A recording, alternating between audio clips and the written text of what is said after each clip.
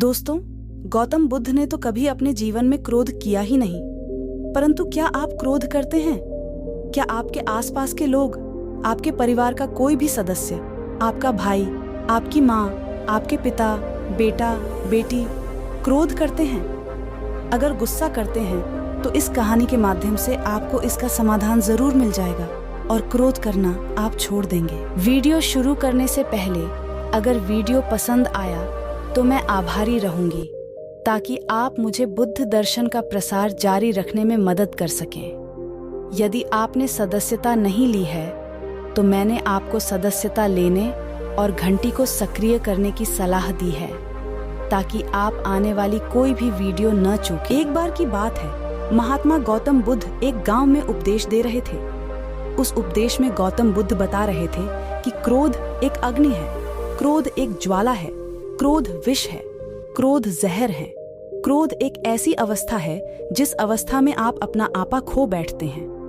क्रोध करते वक्त क्रोधित व्यक्ति सामने वाले का नुकसान करना चाहता है। लेकिन दोस्तों, यह कैसे संभव हो सकता है कि क्रोध आप करें और उस क्रोध के वजह से किसी दूसरे का नुकसान हो? यह तो कदापि नहीं हो सकता। हाँ, यह जरूर होगा कि उस क्रोध के वजह से आप जरूर परेशान होंगे, आपकी मानसिक स्थिति जरूर बिगड़ेगी, आपकी शारीरिक अवस्था जरूर खराब हो सकती है। गुस्से में आप कुछ ऐसा बोल या कर जाएंगे जिसके वजह से आपकी इज्जत भी खराब हो जाएगी। क्रोध मानो इस तरह है कि आप खुद जहर पीना चाहते हैं और उस जहर का असर किसी दूसरे के शरीर में देखना चाहते हैं। लेकिन यह कैसे हो सकता है? जब आप क्रोध रूपी जहर को खुद ही पी रहे हैं तो उसका असर तो आपके ऊपर ही होगा ना। जब महात्मा गौतम बुद्ध जी यह उपदेश दे रहे थे, उस दौरान उपदेश देते वक्त गांव के लोगों की एकत्र हुई भीड़ में एक क्रोधी व्यक्ति बैठा हुआ था। वह क्रोधी व्यक्ति इस बात को सुनकर गुस्सा और भी क्रोधित हो रहा था, क्योंकि कहीं ना कहीं वह अपने आप की बेइज्जती महसूस कर रहा था कि वह मेरा बेइज्जती कर रहे हैं। महात्मा गौतम बुद्ध जी की क्रोध की इस उपदेश को सुनते सुनते क्रोधित व्यक्ति इतना ज्यादा गुस्सा हो गया कि वह उस भीड़ से उठा और महात्मा गौतम बुद्ध जी के मुंह पर जाकर थूक दिया।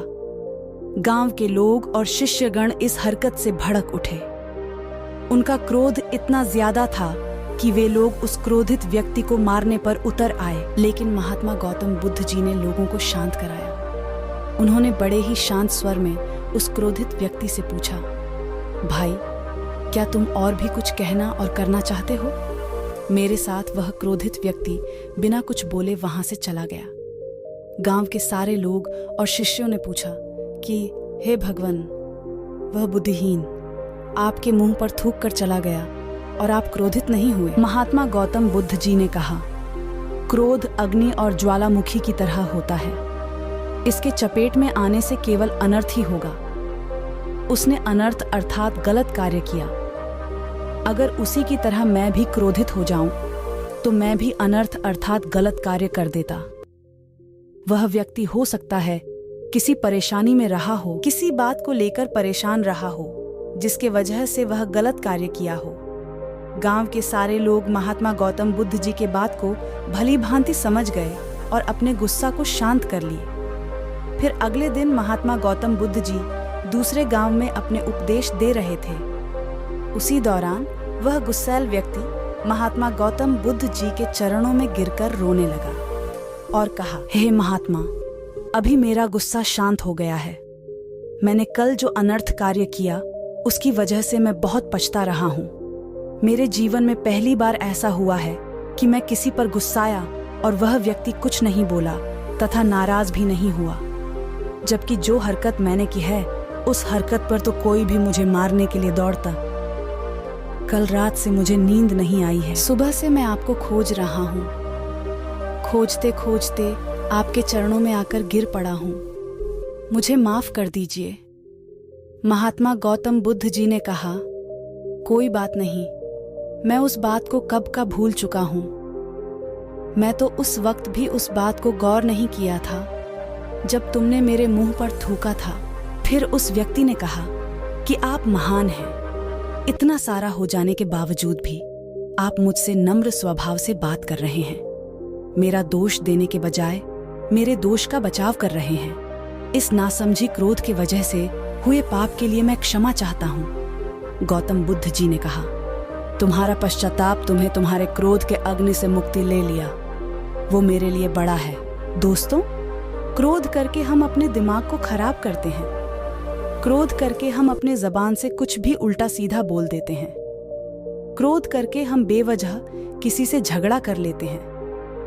क्रोध करने से हमारे द्वारा की गई निरर्थक कार्य को घंटों तक, दिनों तक, सप्ताह तक, महीनों तक या फिर सालों तक उस बात को लेकर परेशान रहते हैं। कई बार तो हम गुस्से में कुछ ऐसा कर बैठते हैं जो हमारे मृत्यु उपरांत ही खत्म होती है।